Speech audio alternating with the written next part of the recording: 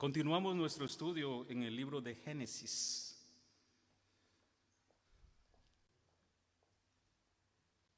Gloria al Señor.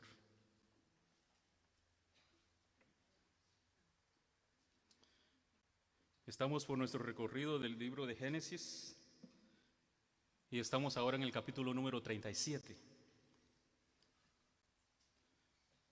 Génesis 37. La semana pasada estuvimos hablando en el 36, es la introducción a la genealogía, a la descendencia de Esaú. Y en esta oportunidad vamos a hablar un poquito de la descendencia de Jacob. De aquí en adelante, Esaú queda en la historia y dudo que se mencione otra vez. Pasó a mejor término. La historia continúa, los propósitos de Dios se cumplen y se van a cumplir en la vida del patriarca Jacob. Y vamos a mirar cómo Dios usa a esta familia con todos sus defectos, pero Dios la usa. Entonces estamos en el capítulo número 37. Quise titular a esta enseñanza la familia ideal. La familia ideal, y vamos a ver por qué, ¿no? La familia ideal. ¿Cómo se define una familia ideal? Suena como una pregunta, suena como a título de un libro. ¿Cómo sería una familia ideal? Puede venir a la mente diferentes ideas, diferentes ideas. ¿Cómo uno pensaría que es esta familia? Cada uno de nosotros tiene su propia idea de cómo se compone una familia, en este caso la familia ideal. Por lo regular se compone de esposo, esposa, una pareja que se ama con todo el corazón, con todas las fuerzas, que se respetan, son un ejemplo en la sociedad. Estamos hablando de la familia ideal. Tienen hijos excepcionales. Esos hijos son muy bien portados. ¿Okay? Ayudan en todo en casa, ayudan en todo a mamá. Son estudiosos. Se están graduando o ya se graduaron de la universidad. Tienen buenos empleos. Posiblemente ya tengan su negocio propio. Son exitosos. Y esta familia no puede faltar. Tienen un perro muy obediente, bien amaestrado. No podemos pedir más. El perro cuida la casa, obedece. Hermoso animal. Pero lo más importante, sobre todo, es que es una familia que sirve a Dios. Se desenvuelven en ministerios y son una bendición en la iglesia y son una bendición en la comunidad. Bueno fuera, ¿no?, que el cuadro se llenara completamente y que no falte nada. Pero no hay una familia perfecta. Y posiblemente cada uno de nosotros tenga su propia manera de pensar en lo que sería una familia ideal, una familia perfecta. Posiblemente sus requisitos sean diferentes a los de las otras familias. Posiblemente se compongan de requisitos diferentes, los ideales, las expectativas son diferentes. Debemos de tomar en cuenta que cada uno viene de un trasfondo diferente, una formación diferente, una educación diferente, una cultura también diferente. Y cada uno tiene sus propios ideales, todos buenos, porque al fin y al cabo son ideales, todos son buenos. La mayoría de las parejas vienen, mis amados, con cargas, con cosas del pasado, con problemas, con malas experiencias. ¿Por qué no decirlo? Hasta traumas que sin saberlo afectan las relaciones. Llegan estas dos personas con sus dificultades, con sus traumas, con un perfil a veces un poco dañado por la forma que se vivió antes o por la formación que tuvieron. Y ahora esta pareja se encuentran, se conocen, se enamoran y se casan. Ahora este par de pichoncitos medio deformados van a formar una familia. Ahora imaginemos si esta pareja trae esas situaciones, dijimos antes, todas esas cuestiones que afectan las relaciones, incluyendo traumas, que es algo nuevo para nosotros. Cuando estábamos pequeños no nos traumábamos, ahora se trauman por cualquier cosa. Pero viene esta pareja, se unen y empiezan a formar una familia. Si la persona no ha sanado, si esta pareja no ha sanado de lo que vivió, de lo que sufrió, trae esa maleta al hogar, al matrimonio, digamos 2 maletas, la de él y la de ella. Ahora la juntan y se hace un problema más grande. Y ahora esta familia va a criar hijos. Dios tenga misericordia de los hijos. Dios tenga misericordia si esa pareja no ha sanado y no ha superado sus traumas. Porque recordemos, van a formar una familia. Entonces llegan 2 con un perfil a veces diferente al feliz matrimonio, y ahora tenemos 2 emocionalmente afectados, con muchos traumas, con muchos problemas, listos para criar hijos, que serán el ejemplo en la sociedad. Otra vez, Dios tenga misericordia de esos chamaquitos. Encontré este concepto de familia, y repito, posiblemente usted tenga un concepto diferente a lo que es familia, pero esto es lo que dice. Dice, la familia es la célula principal de la sociedad. Es donde se aprenden los valores y las prácticas de estos. Constituye la base para el desarrollo y progreso de la sociedad. Es quizá el único espacio donde nos sentimos confiados, plenos. Es el refugio donde nos aceptan y festejan por lo que somos, sin importar la condición económica, cultural, intelectual. La familia nos cobija, apoya, nos ama y nos respeta. Ese es el concepto de familia. Dice por ahí un cantante famoso, el poeta Ricardo Arjona, en una de sus canciones, dice, paisano, dice él, la canción es dedicada a la mamá, pero dice que la mamá nunca le va a reprochar al niño, y estoy parafraseando porque no sé bien la letra, pero dice que la mamá nunca va a reprochar al niño porque llega de último en la competencia. Mamá siempre lo va a celebrar, aunque sea el último. Mamá siempre le va a dar aplausos y lo va a recibir. No lo va a hacer sentir mal porque yo de último en la competencia. Este es el cuadro familiar. Otra de las funciones que ofrece el seno de la familia es la socialización. ¿Okay? Nos integra a la sociedad. Gracias a este proceso, las personas adquirimos los valores y las conductas o normas que son más aceptables en la sociedad en que vivimos. En definitiva, la familia nos prepara para vivir en sociedad desde el ambiente de seguridad que nos proporciona. Es el primer entorno a lo que los niños acceden para relacionarse y aprender. Motivo por el cual es fundamental que la familia pueda cubrir esta necesidad básica para que tengan buen ajuste psicosocial cuando sean adultos. O sea, imagínense todo el trabajo que realiza la familia, y a veces uno lo toma por contado, por cierto. No toma tal vez interés pensando que estamos formando hijos para la sociedad. Pero son las familias las que componen las sociedades, son las familias las que componen las ciudades, son familias las que componen las iglesias. La iglesia está compuesta por familias. Los prejuicios y estereotipos generan molestar tanto en quienes lo dan como en quienes lo reciben.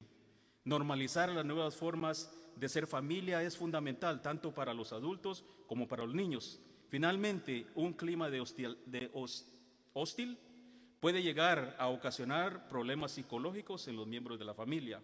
Los tipos de familia actuales son muy diferentes a los de hace 20 años. Las familias continuamente están cambiando. Lo que se aceptaba hace 20, 25 años, hoy día no es aceptable. Y así va o mejorando o empeorando el núcleo familiar. Pero esta es la familia. Ahora lo voy a llevar a Génesis. Génesis 37 del 1 al 4. Estoy leyendo de la traducción lenguaje actual. Dice: esta es la historia de Jacob, quien vivió en la tierra de Canaán, donde antes su padre había vivido como extranjero, cuando vivía como extranjero, punto. Cuando José tenía 17 años o 16 años, 17, ¿verdad? Ayudaba a sus hermanos, los hijos de Bilha y de Silpa, a cuidar las ovejas, pero José le contaba a su padre lo mal que se portaban sus hermanos. El 3, Jacob amaba a José más que a sus otros hijos, pues había nacido cuando ya era muy anciano. Por eso le hizo una capa de muchos colores. El 4, pero sus hermanos lo odiaban y ni siquiera le hablaban, pues veían que su padre los quería más que a ellos. Fíjese, esta es la familia en la que creció José. Esta es la familia que formó Jacob. El versículo número 1 pareciera que es parte del capítulo anterior, porque empieza: esta es la historia de Jacob, que vivió en la tierra de Canaán, donde antes su padre había vivido como extranjero. Y de ahí de repente habla de José. Cuando José tenía como que esa parte pertenece, ese texto pertenece al capítulo anterior, nomás para señalarlo. No tiene nada que ver con lo que está hablando, porque el capítulo habla de José y no tanto de la vida de Jacob. Pero hablando de Jacob, hablando de la familia de Jacob, cuando analizamos la vida de Jacob, nos damos cuenta de que no había venido de una familia normal, de una familia ideal. Sus padres no dieron el mejor ejemplo. Ambos tenían hijos preferidos y al parecer demostraban más su amor a su favorito. El papá amaba a uno y la mamá amaba al otro. La madre amó más a Jacob y su papá amó más a Esaú. Entonces, de esta formación, de este ejemplo de familia es donde surge Jacob. Años después vemos la historia que se repite, ya que Jacob hizo exactamente lo mismo que hicieron sus padres. Se vuelve a repetir la historia. Job tiene hijos y tuvo preferencia, su corazón se inclinó para el jovencito José. No demostró amor por los otros, pero sí se inclinaba a José. Y esta inclinación, este amor que lo dice la Biblia así abiertamente, lo dice, que los otros se enojaban, se molestaban con él porque parecía que toda la atención se la dedicaba a su hijo José. Entonces esto causó celo, causó envidia en los otros hijos.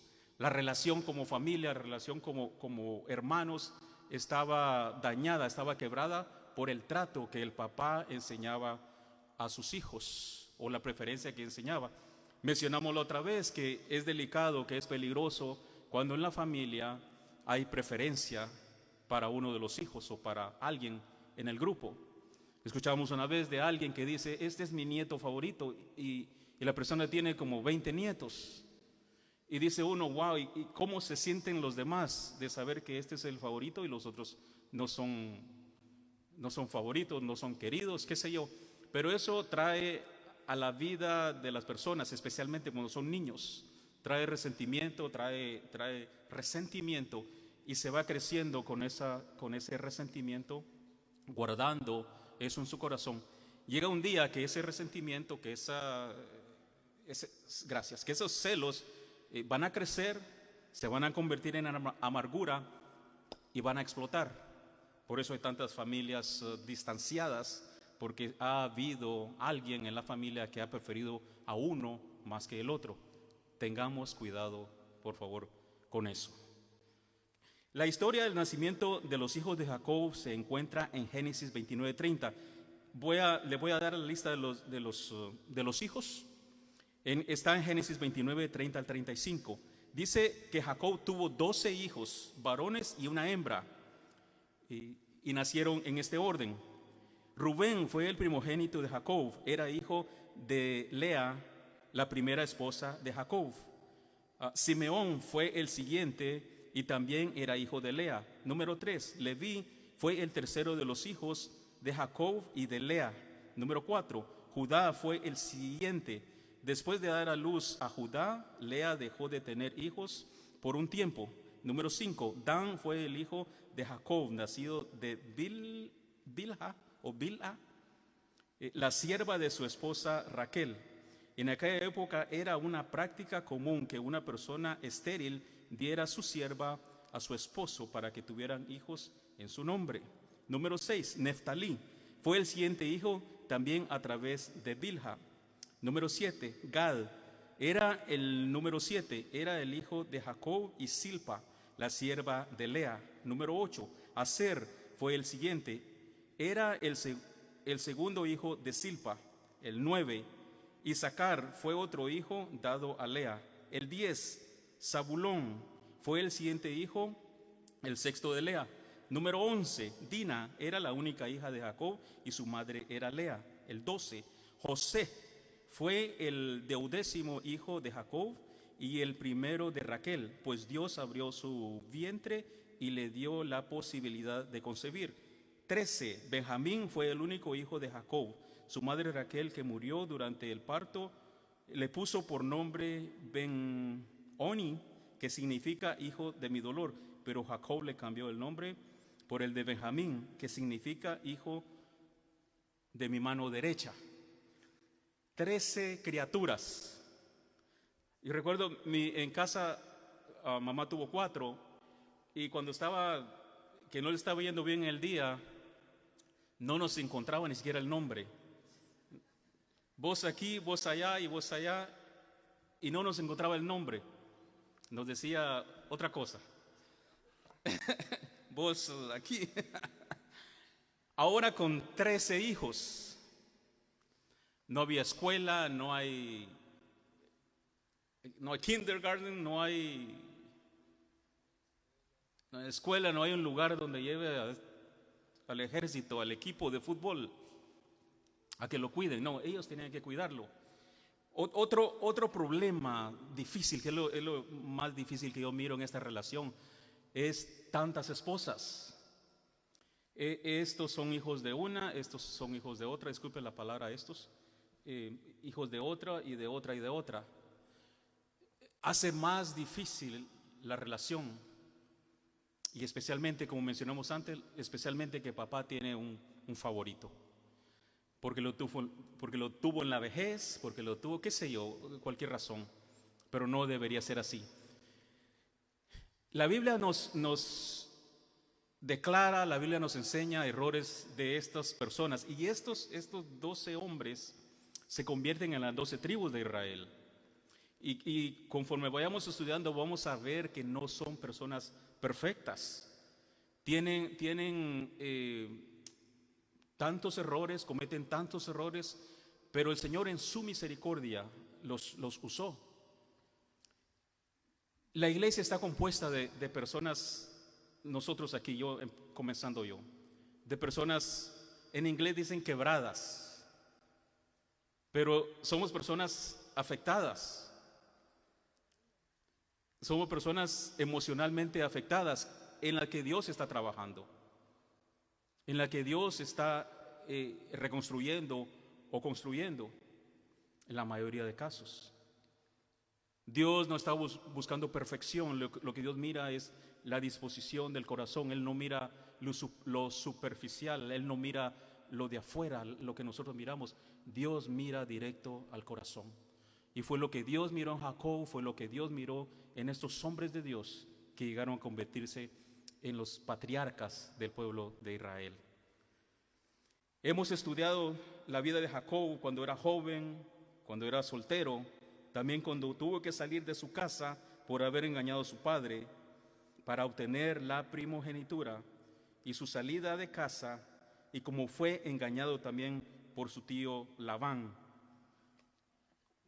Pareciera que el primer versículo 37, la primera parte del capítulo 37 habla de Jacob, pero como dijimos antes, de repente se introduce la vida de José. No se menciona la niñez de José, solamente aparece en escena cuando ya es joven. Cuando ya tiene, dijimos que 16 años, 17. Entonces aparece José, pero no nos habla nada de su niñez, de su juventud, solo que nació y de repente ya está ahí de mayordomo, cuidando, chequeando a los hermanos. ¿Okay? José, sin él pedirlo, sin él buscarlo, se convierte en el hijo preferido de su papá, y esto causó mucha molestia en los otros hermanos. Dice la Biblia que estos hombres, porque ya eran hombres, llegaron a odiar a José. Le tenían envidia porque José recibía un trato diferente, un trato especial comparado a los demás. Jacob, mis amados, no tenía una familia perfecta, tomando en consideración que tuvo tantas mujeres y los hijos eran de diferentes mujeres. Discúlpame en esto, Hani. Con una mujer cuesta, y ahora con 2 hijos, con 2 hijas, más que suficiente. Y ahora con 12. Bueno, algunos hermanos acá han tenido bastantes, ¿verdad? Pero es difícil, no es fácil. No es fácil, especialmente que venían de diferentes fuentes. Entonces, José crece en una familia disfuncional. En el tiempo de José, en el tiempo de Jacob, no había un modelo de familia, no había alguien a quien pudiera él, si no imitar, de quien aprender, porque el ejemplo que había tenido de su tío y de papá y de todo no había sido un buen ejemplo. Entonces no había escuela, no había un seminario, no había nada donde ellos pudieran aprender. Nosotros somos bendecidos el día de hoy. La vida nos ha cambiado, la tecnología, las facilidades que hay hoy en día nos permiten, si no sabemos, aprender. Nos permiten aprender. La iglesia juega un papel súper importante en el desarrollo de las familias, en el desarrollo de las personas, porque nos educa, nos enseña, nos crea un modelo basado en la Biblia, basado en la palabra del Señor. Nos crea un modelo en el que nosotros nos podemos ver y aprender de ello. Familias en la iglesia donde uno puede decir, wow, me gusta cómo es X hermano, cómo es X hermana, cómo es el pastor. Me gusta ese tipo, me gusta cómo son ellos. En mi juventud yo decía, yo quiero imitar, yo quiero ser cómo es esta persona. Cuando hay buenos ejemplos, pero la iglesia nos ayuda a desarrollarnos intelectualmente. No solamente nos predica la palabra, pero también nos ayuda a desarrollar nuestro intelecto.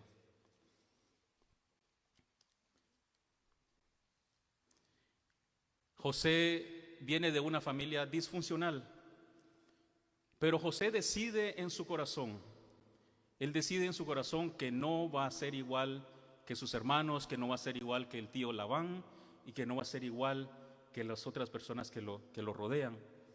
Lo que me enseña acá en esta porción de la Biblia es que aun cuando uno crezca en medio de diversidad, en medio de malos ejemplos, uno bien puede hacer la diferencia porque está en uno, en la libertad que Cristo nos dio, porque dice la Biblia que el Señor nos dio libertad de escoger, nos dio libre albedrío. Entonces uno puede escoger seguir así o no seguir.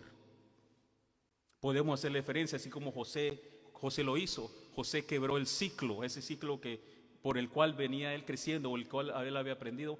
José lo quebró, y nosotros también podemos quebrar ese ciclo si todavía hay deficiencias en nuestras familias. Porque cuando llegamos a Cristo, dice su palabra que las cosas viejas son hechas nuevas.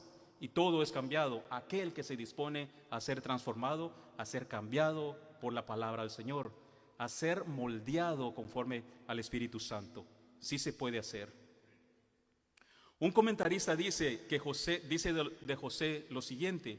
Dice: José fue amado, José fue odiado, José fue favorecido y desfavorecido, fue tentado y digno de confianza, un hombre extraordinario.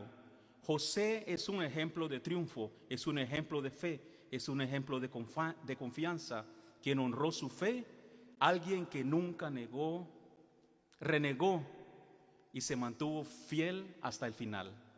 Esta es la vida de José, y la cual vamos a estar estudiando en los próximos capítulos.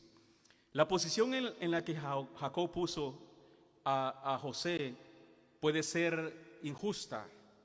El trato especial que Jacob daba a su hijo lo puso en esa situación de rechazo de parte de los demás, porque José no escogió esto, sino que fue su padre el que decidió tener un trato especial con su hijo. Y él fue el que lo puso, papá fue el que lo puso en esa situación difícil en relación con sus hermanos.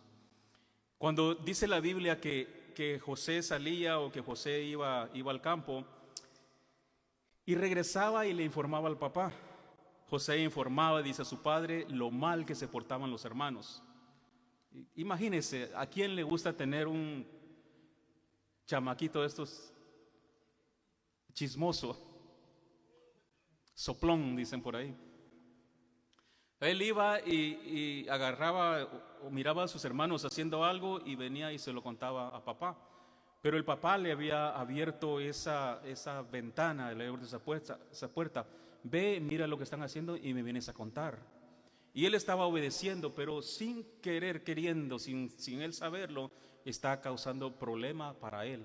Al punto de que sus hermanos no le hablaban, lo odiaban. No lo querían cerca. Y cuando lo miraban de lejos, decían: oh, ahí viene el chismoso. Ahí viene el que le va a decir al papá. Cuando habla de la túnica que su papá le dio a José, era una túnica especial. Dice la Biblia que era de colores, pero también dice que esa túnica tenía mangas largas. Era una túnica especial, era tela especial, pero tenía mangas largas, la cual estaba diseñada no para el trabajo que ellos hacían, sino que esa se la daban a alguien que era importante, a un magistrado, a alguien importante de la sociedad. Entonces papá le trae a José, encima de que ya lo traen mal, encima de que no lo quieren, ya lo odian, de repente le pone una túnica que todo el mundo lo pueda ver porque relumbra el color. Y estaba diseñada con mangas largas para no hacer el trabajo físico que sus hermanos hacían. Entonces eso causó aún más enojo en la vida de los hermanos, porque aquí viene a supervisarnos, va y le da el reporte al papá, no hace nada. Se tiene una mentalidad que para que alguien demuestre que está trabajando, tiene que tener el pico, tiene que tener la pala, tiene que tener la herramienta en mano. Pero si tiene una computadora en la mano, no le creen que está trabajando. Dicen: oh, él no está trabajando, está con su computadora, porque lo quieren ver con la herramienta. No, el muchacho está trabajando, pero es un trabajo diferente. Pero esto causó que la gota que derramó el vaso, llegaron a odiar aún más al joven José. Dice, se cree que el área donde vivían era un área que estaba influenciada por los pueblos alrededor, y estas personas influenciaron a los hijos de Jacob, y es por eso que él se les salió de la mano los hijos. Se hicieron unos malcriados y hacían cosas indebidas, y el único que parece que era recto es José. Y Benjamín, porque estaba chiquito, no lo dejaban salir. Pero era José el normal, los demás eran unos pícaros, unos vagos. Vamos al versículo 5 al 11. El número 5 dice: un día José tuvo un sueño. Aquí es donde se pone más difícil. Un día José tuvo un sueño. Cuando se lo contó a sus hermanos, ellos lo odiaron aún más. ¿Really? Ok, eres el favorito, tienes la capa, tienes la túnica, y ahora traes un sueño de esos sueños raros, y dice que se enojaron y lo odiaron aún más. El 6, pues les dijo, anoche tuve un sueño y soñé que estábamos en medio del campo atando el trigo en manojos. De repente mi manojo se levantó y se quedó bien derecho, mientras los de ustedes lo rodeaban y se inclinaban ante él. Sus hermanos protestaron. Ahora resulta que vas a ser nuestro rey y nuestro jefe. Y por causa del sueño y porque decía, creció en ellos, y por lo que decía, creció en ellos el odio que le tenían. José tuvo otro sueño y también se lo contó a sus hermanos. Les dijo, fíjense que tuve otro sueño. Resulta que esta vez el sol, la luna y 11 estrellas se inclinaban ante mí. Cuando les contó este sueño, a su padre y a sus hermanos, su padre lo reprendió, lo regañó y le dijo, ¿qué clase de sueño es este? ¿Quiere decir que tu madre y tus hermanos y yo mismo vamos a ser tus esclavos? Y sus hermanos le tenían envidia, pero su padre trataba de entender el significado de sus sueños. Ya era bastante molestia y ahora viene el jovencito soñando estos sueños tan especiales. Sin lugar a duda, José se pasó de inocente. ¿Okay? Sus hermanos ya lo odiaban y ahora con este sueño, como dice la Biblia, lo odiaron aún más. José como que se mostró un poco insensible, un poco irresponsable al contar este sueño, porque ya era favorito y ahora les trae estos dos sueños. Entonces como que se mira que él se quiso exaltar. Voy a ser más que ustedes, voy a ser el jefe, voy a ser el rey y ustedes se van a inclinar a mí. Pero no había malicia en José. El error de José fue haber confiado en ellos y contarle lo que había sucedido. La edad tuvo que ver porque con 16, 17 años su mente todavía no pensaba y tampoco no se imaginaba que sus hermanos eran tan perversos, que sus hermanos, siendo sus hermanos, eran tan malos y tenían un corazón no tan blanco, ¿no? Dios, mis amados, sin duda estaba trabajando en la vida de José y Dios ya lo había escogido. Dios lo había escogido para cumplir la misión especial, esa misión que vamos a hablar después en Egipto. Dios había visto el corazón de José, una persona íntegra moralmente y con temor a Dios. Lo que le faltaba a sus hermanos, lo que no tenían sus hermanos, José lo tenían, y fue por eso que Dios puso sus ojos en la vida de José. Lo mismo sucedió con David y sus hermanos, lo que sucedió cuando Dios escoge a David como rey. Los otros no le tomaban en cuenta, pero Dios miró el corazón de David, igualmente como mira el corazón de José.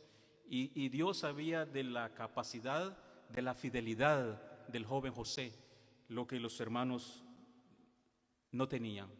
José sí lo tenía. Los sueños de José eran tan impactantes que aún su padre se asombraba, él se quedó asustado. Y aunque trató de entender el sueño, su significado, Dios nunca se lo reveló. Porque Dios pudo haber tratado con papá y decirle, pero Dios no le reveló el sueño a su padre. Los sueños de José eran impactantes, eran sueños grandes, pero nadie lo comprendió, ni aún él mismo comprendía lo que estaba sucediendo. Dios puede, mis amados, hablarnos a través de sueños. Hay sueños que valga la redundancia, que soñamos, donde Dios nos está dando un mensaje, donde Dios nos está hablando algo. Dios nos habla a través de su palabra, nos habla a través de la predicación, a través de su palabra, pero también tiene la capacidad de hablarnos por un sueño. Y no nos emocionemos, porque hay sueños que no vienen de Dios y hay sueños que sí vienen de parte de Dios. Entonces, cuando tengamos un sueño, tenemos que pedirle a Dios, orarle si esto es de Dios. Y si no es, sigamos el camino. Alguien dice por ahí que a veces tenemos sueños por la cena que nos dimos, ¿no? Pero sí, Dios puede ayudar, puede hablarnos a través de los sueños. La interpretación es algo diferente, no vamos a entrar en eso. Pero Dios, de que sí puede hablar, Dios puede hablar. Vamos ahora al verso 12 al 17. José es vendido en calidad de esclavo. De ser el hijo favorito, ahora José es puesto en una jaula, es atado, es amarrado y puesto para ir y ser esclavo. Dice el verso 12, dice: los hermanos de José habían llevado las ovejas de su padre a los pastos de Siquem. Unos días después, Jacob le dijo a José: ya sabes que tus hermanos están en Siquem cuidando las ovejas. Quiero que vayas a ver si todo está bien y que regreses a contármelo. Ahí está otra vez el mensajero. Sí, papá, enseguida voy, le respondió. José salió del valle de Hebrón y llegó a Siquem, pero no encontró a sus hermanos por ningún lado. Poco después lo encontró un hombre y le preguntó: ¿qué andas buscando? José le respondió: busco a mis hermanos y a sus rebaños. Tal vez usted puede decirme dónde están. Aquel hombre contestó: hace días que se fueron. Alcancé a oír que iban a Dotán. José siguió buscando a sus hermanos y allá los encontró. Cuando iban a pastar los rebaños, y eran días que se iban, eran muchos días lejos de casa. Las ovejas cuando están pastando, se comen toda la hierba, hasta arrancan la raíz. Y llega un momento donde el pasto, la grama, el zacate se acaba y tienen que ir más lejos. Era tanto el rebaño que no había pasto cerca y tenía que ir retirado. Entonces estos hombres, estos jóvenes estaban lejos de casa. Hacían lo que ellos quisieran hacer, están lejos, nadie lo está controlando y el único que puede chequearlos es José. Entonces papá le da otra vez la misión a José: ve a chequearlos, me dices en dónde están. Cuando llega al lugar, José, ya no están ahí, ya se fueron a un lugar un poco más retirado. Aparentemente el lugar de Siquem proporcionaba influencia o costumbres paganas, y los hermanos de José habían sido afectados por las costumbres de la gente en aquella región. Entonces en Siquem habían personas, había gente, pero habían afectado la forma de pensar de los hijos de Jacob. La influencia de los amigos, la influencia de las amistades, la influencia de alguien, especialmente cuando no tiene temor a Dios, nos puede influenciar. Jóvenes, tienen que cuidar el corazón, tienes que cuidar la mente y el corazón y no permitir que nada les cambie la manera de pensar. Sus convicciones tienen que estar puestas en el Señor. Pero esta gente fue afectada, estos muchachos fueron afectados por el contorno. Pero la maldad de ellos, la envidia, el resentimiento, les brotaba del corazón. Cuando las personas se dejan llevar por impulsos y resentimientos, son capaces de hacer cosas inimaginables, cosas peores, hasta llegar a hacer daño a alguien. Y ese era el corazón de estos muchachos, de estos hombres. Su corazón estaba podrido, estaba dañado y estaban listos para dañar a su propio hermano. Habían dejado que la envidia, habían dejado que el resentimiento inundara sus vidas, inundara sus corazones, y ahora ellos estaban listos hasta aún para quitarle la vida a su hermano. El 18 al 22, los hermanos de José preparan un plan para deshacerse de él, de José. Dice el 18, dice: cuando ellos lo vieron acercarse, hablando de los hermanos, vieron acercarse a José, antes de que él llegara a donde ellos estaban, se pusieron de acuerdo para matarlo. Unos a otros se decían: vaya, aquí viene ese gran soñador. Vamos a matarlo y a echarlo en un pozo, en uno de estos pozos, y diremos que algún animal feroz se lo comió. Ya vamos a ver si se cumplen sus sueños. Al oír esto, Rubén trató de librar a José de sus hermanos para luego llevárselo a su padre. Pero por eso les dijo, no está bien que lo matemos. ¿Para qué matarlo? Si quieren, echémoslo en este pozo del desierto, pero no le hagan daño. Su hermano mayor, este es el hermano mayor, Rubén, quiso evitar que dañaran a José. Los otros están pensando que matémoslo, deshagámonos de él, quitémosle la vida. Y él dice, no hagamos eso, mejor preservémoslo, metémoslo en este pozo. Pero la idea de su hermano, de Rubén, era de que guardarlo ahí, después sacarlo y llevarlo de regreso con su padre. Se dice que Rubén había perdido solvencia. Rubén había tenido relaciones en un par de capítulos anterior con su madrastra.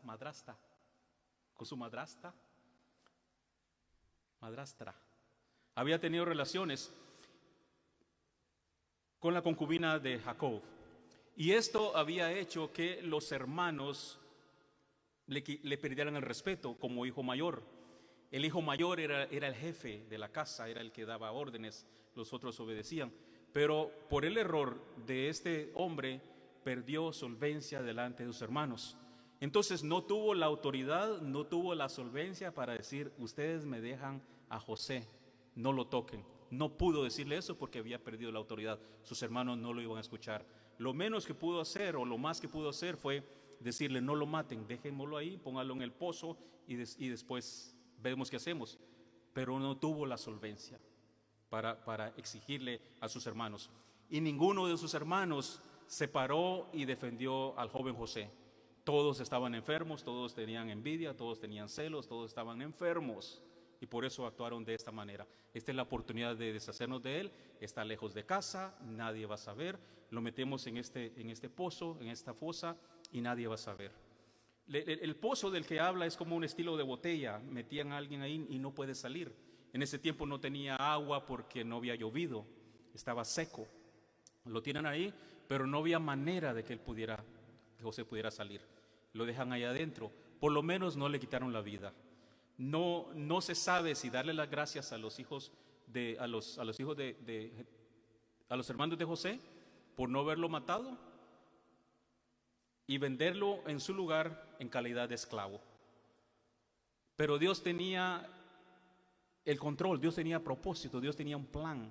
Aún en la situación negativa que se encuentra José, aún en el problema que parece que no tiene solución, ahí Dios está trabajando.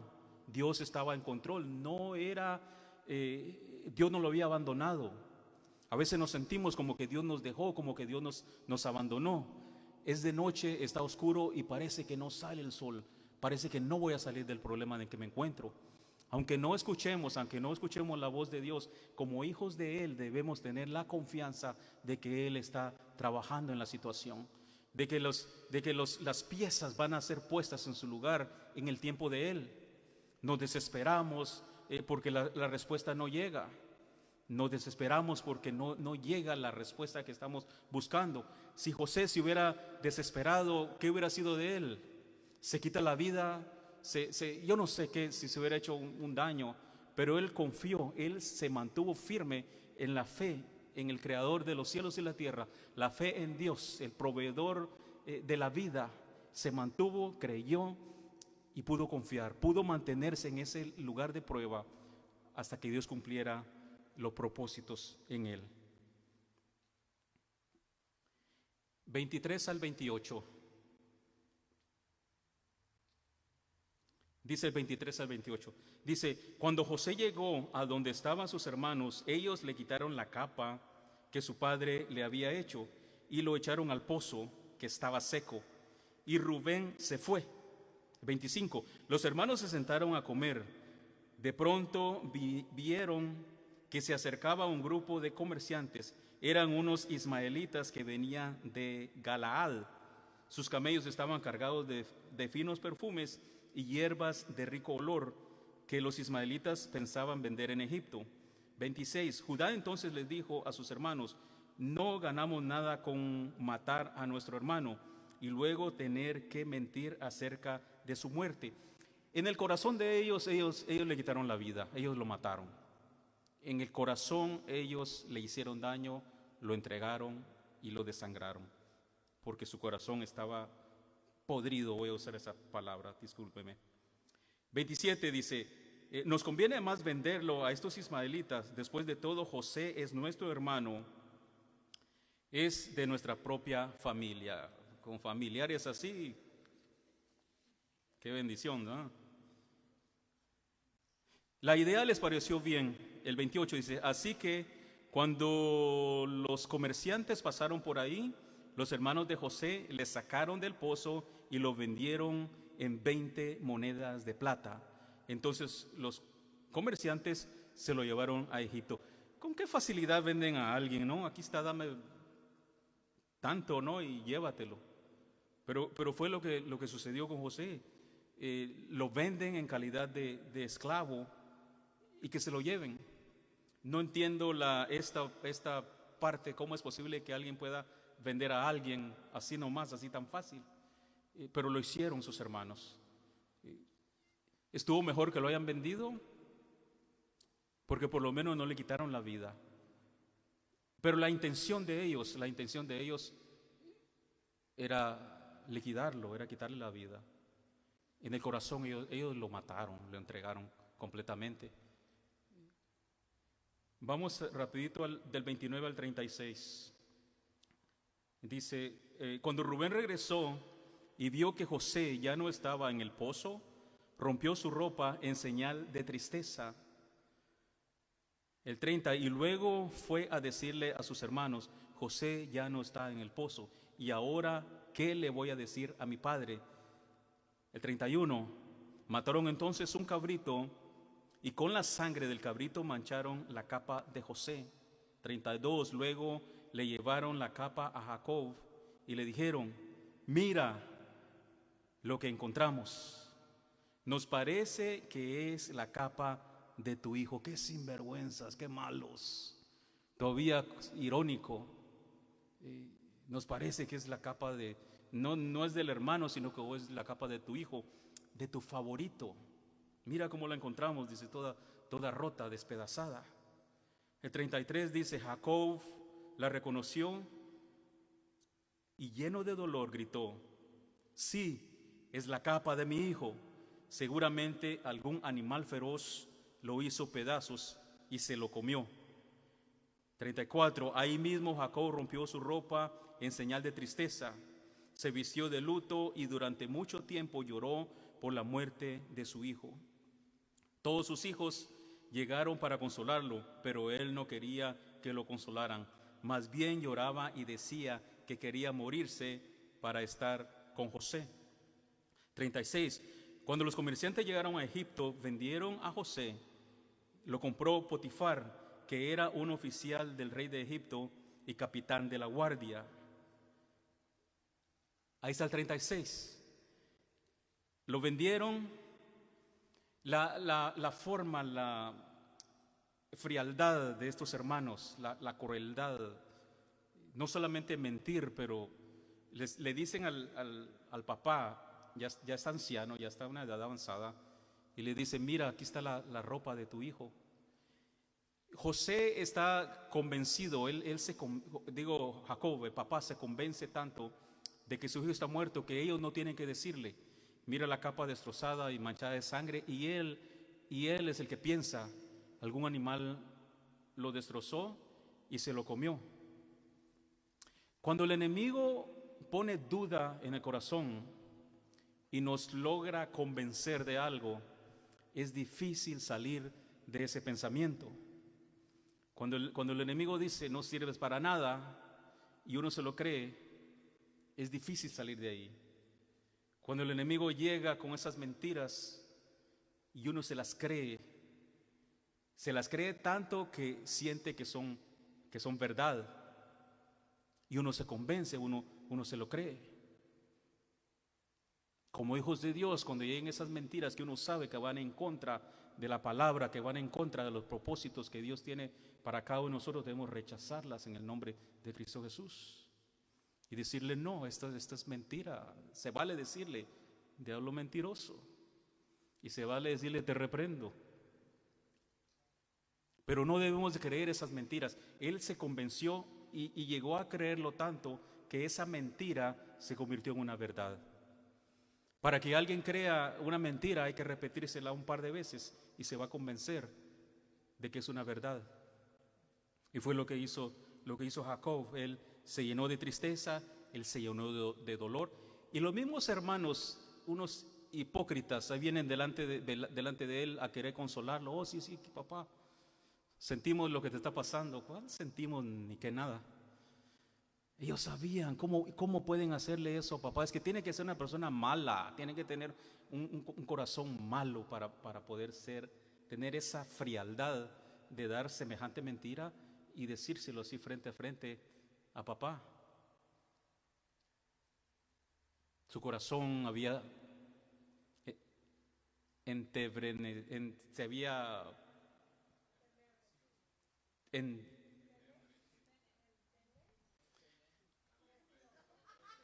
entenebrecido. Por eso estaba usando la palabra, se ha podrido, porque no me acordaba. Entenebrecido. ¿Verdad que sí? Eso es lo que yo decía, pero no me creían. Mire que cuando uno le da chance al enemigo, el enemigo puede destruirlo. La envidia, los celos, el sentirse mal porque alguien prospera, el querer lo que alguien tiene, hace daño. Hace mucho daño. Y cuando uno da lugar a esas cosas, cuando uno deja en su corazón que eso crezca, en el corazón crece tanto al punto de que echa raíces y después es tan difícil arrancarlo. Por eso no hay que dar lugar al enemigo. No cabe duda, y esta historia es hermosa, lo que viene después es hermoso. Pero llega, fíjese, los planes de Dios. Le voy a tener que quitar unos 5 minutos. Los planes de Dios. Llega a Potifar. Potifar era una persona importante, era un oficial del rey.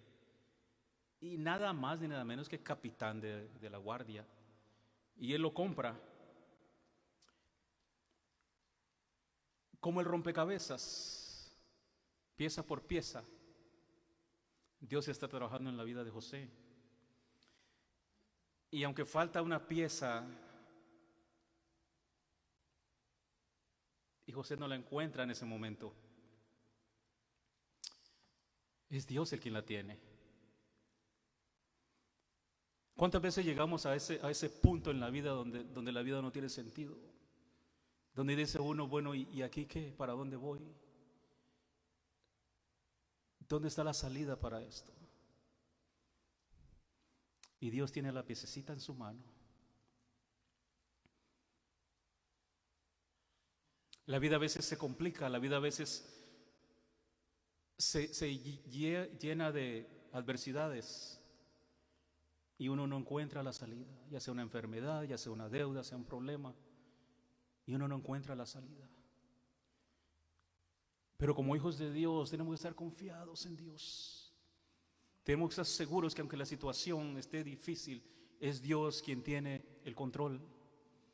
No lo tiene la economía, no lo tiene las circunstancias, sino que es Dios en su misericordia quien tiene el control de nuestras vidas. José se dejó llevar, Señor, haz como tú quieras, y vamos a ver el resultado después. Pero cualquier cosa que estés pasando en tu vida, confía en la misericordia y en la bondad de Dios, que Dios no ha terminado contigo. Dios no ha terminado contigo. Todavía falta. Él tiene el control. Dios obra de maneras que nosotros no entendemos. Y los planes malvados del diablo son transformados, son cambiados para bien de sus hijos. El diablo está derrotado en el nombre de Cristo. Él va a cambiar esa situación. Él la va a cambiar para bendición tuya, para bendición suya, porque somos sus hijos. ¿Estamos en pie?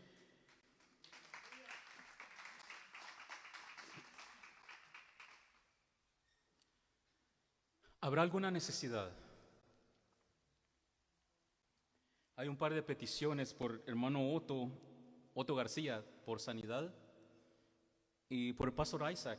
Pastor Isaac está también sufriendo, quebrando salud. Hermano Jesús.